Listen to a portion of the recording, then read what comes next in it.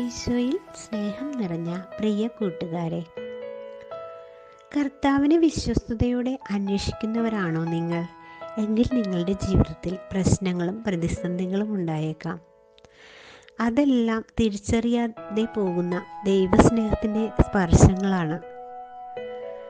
നമുക്ക് ഈ പിതാവിൻ്റെയും മകൻ്റെയും കഥ കേൾക്കാം. ഒരിക്കൽ ഒരു പിതാവ് പുത്രനുമായി വിനോദയാത്ര നടത്തുകയായിരുന്നു. യാത്ര നടത്തിക്കൊണ്ടിരിക്കെ ഒരു തടാകം പുത്രൻ്റെ കണ്ണിൽപ്പെട്ടു. തടാകത്തിൻ്റെ കരയിൽ എത്തിയപ്പോൾ മകനൊരാഗ്രഹം. ആ തടാകത്തിൽ നീന്തണം. അവൻ പിതാവിനെ ആഗ്രഹം അറിയിച്ചു. അദ്ദേഹത്തിന് അതത്ര നല്ലൊരാശയമായി തോന്നിയില്ല. പരിചയമില്ലാത്ത തടാകമാണ്. മകനാണെങ്കിൽ നീന്തൽ പഠിച്ചു വരുന്നതേ ഉള്ളൂ. അവസാനം മകന്റെ നിർബന്ധത്തിന് വഴങ്ങി അയാളത് സമ്മതിച്ചു. അവൻ നീന്താൻ തുടങ്ങി. തെളിഞ്ഞ വെള്ളം, സുഖകരമായ കാലാവസ്ഥ. അവൻ നീന്തൽ നല്ലതുപോലെ ആസ്വദിച്ചു. അപ്പോഴാണ് മറുകരയിൽ നിന്ന് ഒരു മുതല മകനെ ലക്ഷ്യം വെച്ച് പാഞ്ഞെടുക്കുന്നത് പിതാവിന്റെ ശ്രദ്ധയിൽപ്പെട്ടത്. നിലവിളിക്കുകയല്ലാതെ ഒന്നും ചെയ്യാൻ അയാൾക്ക് കഴിയുമായിരുന്നില്ല. നിലവിളി കേട്ട് അവൻ തിരിച്ചു നീന്തി. പിതാവിനെന്തോ അപകടം സംഭവിച്ചു എന്നാണ് നമ്മുടെ ഈ പുത്രൻ കരുതിയത് കേട്ടോ. അവൻ തിരികെ എത്താറായപ്പോഴേക്ക് മുതല അവന്റെ കാലിൽ പിടുത്തമിട്ടിരുന്നു. ഓടിയടുത്ത പിതാവ് അവന്റെ കയ്യിലും പിടിച്ചു. ദൈവത്തോട് മനമുരുകി പ്രാർത്ഥിച്ചുകൊണ്ട് അയാൾ സർവശക്തിയും ഉപയോഗിച്ച് അവനെ പിടിച്ചു വലിച്ചു. അയാളുടെ നിലവിളി അതുവഴി വന്ന ഒരു കൂട്ടം പട്ടാളക്കാർ കേട്ടു. അവർ മുതലയെ വെടിവെച്ചു കൊന്നു. ഈ വാർത്ത നാടെങ്ങും പരന്നു. തന്നെ കാണാൻ വന്ന പത്രപ്രവർത്തകരെ ബാലൻ തൻ്റെ ശരീരത്തിൽ മുതല സൃഷ്ടിച്ച് മുറിവുകൾ കാട്ടിക്കൊടുത്തു. എന്നിട്ട് പറഞ്ഞു, ഇതൊന്നും സാരമില്ല, മറ്റു ചില പാടുകളുണ്ട്. ശരിക്കും വേദന ആ പാടുകൾക്കാണ്. അതേത് പാടുകൾ? മാധ്യമപ്രവർത്തകർ ഇങ്ങനെ ചോദിച്ചപ്പോൾ അവൻ ഷർട്ട് മാറ്റി തൻ്റെ കൈകളിലെയും തോളുകളിലെയും പാടുകൾ കാണിച്ചുകൊണ്ട് പറഞ്ഞു, മുറിവുകളല്ല, ഇതാ ഈ ചതഞ്ഞരഞ്ഞ പാടുകൾ. പിതാവ് എന്നെ രക്ഷിക്കാൻ വേണ്ടി പിടിച്ചതിന്റെ പാടുകളാണ്. അത് മാറാൻ കുറെ സമയമെടുക്കുമെന്നാണ് ഡോക്ടർമാർ പറഞ്ഞത്. ഇപ്പോഴും നല്ല വേദനയുണ്ട്. അത് കേട്ടപ്പോൾ അരികിൽ നിന്ന പിതാവ് തല കുനിച്ചു. പിതാവ് ഇങ്ങനെ പിടിച്ചതിൽ വിഷമമുണ്ടോ? ഒരാൾ ചോദിച്ചു. ഏയ്, ഒരു വിഷമവുമില്ല.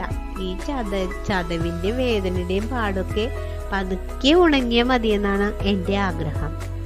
അവന്റെ സംഭാഷണം ചുറ്റും നിന്നവരിൽ കൗതുകമുണർത്തി. അവൻ തുടർന്നു പറഞ്ഞു, എൻ്റെ പിതാവ് എന്നെ എത്രമാത്രം സ്നേഹിക്കുന്നു എന്നതിന് തെളിവല്ലേ ഇത്? ഉത്തരം എല്ലാവരുടെയും കണ്ണുകളെ ഈർന്നണിയിച്ചു.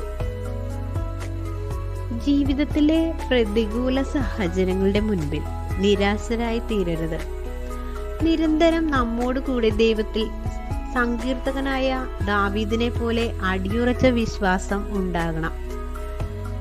സങ്കീർത്തൻ 16:8 ഇപ്രകാരം പറയുന്നു, കർത്താവ് എൻ്റെ കൺമുൻപിലുണ്ട്, അവിടുന്ന് എൻ്റെ വലതുഭാഗത്തുള്ളത് കൊണ്ട് ഞാൻ കുലുങ്ങുകയില്ല. എന്നാൽ ജീവിതത്തിലേക്ക് തിരിഞ്ഞു നോക്കിയാൽ പലപ്പോഴായി എത്രയോ ദുരന്തങ്ങൾ സംഭവിച്ചിരിക്കുന്നു. എത്രയോ ദുരന്തങ്ങളിൽ നിന്ന് ദിവസവും നാം രക്ഷപ്പെടുന്നു. വീട്ടിൽ നിന്ന് ജോലി സ്ഥലത്ത് എത്തുന്നിടയിൽ എന്തൊക്കെ സംഭവിച്ചുകൂടാ? നൂറുകണക്കിന് വാഹനങ്ങൾക്കിടയിലൂടെ പോകുമ്പോൾ ആർക്കെങ്കിലും ഒന്ന് താളം പിഴച്ചാൽ അതോടെ തീർന്നേക്കാം നമ്മുടെ ജോലിയും പദവിയും സ്വപ്നങ്ങളും എല്ലാം. ഇതൊന്നും സംഭവിക്കാതെ നാം ലക്ഷ്യസ്ഥാനത്ത് എത്തുകയും തിരിച്ചു പോരുകയും ചെയ്യുന്നു. ഈ അപകടങ്ങളിൽ നിന്നൊക്കെ രക്ഷിച്ച് ജീവിത താളത്തെ കെടാതെ കാത്തു സൂക്ഷിക്കുന്ന പരമകാരുണ്യവാനായ ദൈവത്തെക്കുറിച്ച് അല്പനേരെങ്കിലും ചിന്തിക്കാൻ മെനക്കിടാറുണ്ടോ നമ്മൾ? ദാവീദ് കർത്താവിനെ മുറുകെ പിടിച്ചു. കർത്താവിനെ വിശ്വസ്തയോടെ അന്വേഷിക്കുന്നവരുടെ ജീവിതത്തിൽ പ്രശ്നങ്ങളും പ്രതിസന്ധികളും ഉണ്ടായേക്കാം. അതുപോലെ അവയുടെ മുൻപിൽ തകർക്കപ്പെടുന്ന അനുഭവങ്ങളും ഉണ്ടാകാം. എന്നാൽ ഇത്തരം അനുഭവങ്ങളുടെ നടുവിൽ ദൈവ തൃക്കരങ്ങൾ മുറുകെ പിടിക്കാനായാൽ അവയെല്ലാം ദൈവം നമുക്ക് അനുഗ്രഹമാക്കി മാറ്റും എന്നുറപ്പാണ്. ജീവിതത്തിലെ കൈപ്പേറിയ അനുഭവങ്ങളിലൂടെ കടന്നു പോകുമ്പോൾ ചിലപ്പോൾ ദൈവത്തെക്കുറിച്ച് ഓർക്കും, പ്രാർത്ഥിക്കും. മറ്റു ചിലപ്പോൾ ദൈവത്തെ പഴിക്കുകയും ദൈവത്തോട് പരിഭവിക്കുകയും മറുതലിക്കുകയും ചെയ്യും. ഞാൻ ഇത്രയൊക്കെ നന്നായി ജീവിച്ചിട്ടും എനിക്കിത് സംഭവിച്ചല്ലോ എന്ന് പരിഭവിക്കും.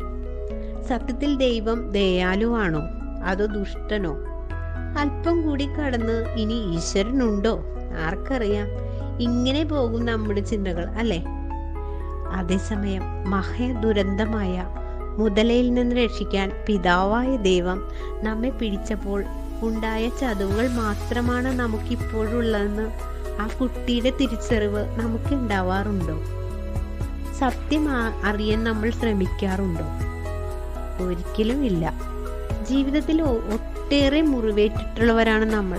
എന്നാൽ ഈ മുറിവുകളെ സുഖപ്പെടുത്താൻ കഴിവുള്ളവൻ നമ്മോടൊപ്പമുണ്ട്. അവൻ മുറിവേറ്റവനാണ്. അതുകൊണ്ട് നമ്മുടെ വേദനകൾ അവന് മനസ്സിലാകും. ജീവിതത്തിൽ കൈപ്പേറിയ അനുഭവങ്ങളിലൂടെ കടന്നു പോകേണ്ടി വരുമ്പോൾ അതിനെ അതിജീവിക്കാൻ ദൈവം ശക്തി തരും. ജീവിതത്തിലെ പ്രതിസന്ധി ഘട്ടങ്ങളിൽ രൂപം കൊള്ളുന്ന വിപരീത മനോഭാവങ്ങളെ വളരാൻ ഒരിക്കലും അനുവദിക്കരുത്. നമുക്ക് സംഭവിക്കാമായിരുന്ന മഹാദുരന്തത്തിൽ നിന്ന് രക്ഷിക്കാൻ കാരുണ്യവാനായ ദൈവം നടത്തിയ കഠിന ശ്രമങ്ങൾക്ക് ഇടയിൽ കിട്ടിയതാണ് ഇപ്പോഴത്തെ ഈ വേദനയുടെ പാടുകൾ എന്ന് നമ്മൾ തിരിച്ചറിയണം. ദൈവസ്നേഹത്തിന്റെ തൂവൽ സ്പർശങ്ങളാണവ. എല്ലാവർക്കും നല്ലൊരു പ്രഭാതം ആശംസിച്ചുകൊണ്ട് നിർത്തുന്നു എന്ന് നിങ്ങളുടെ സ്വന്തം മീനൂസ്.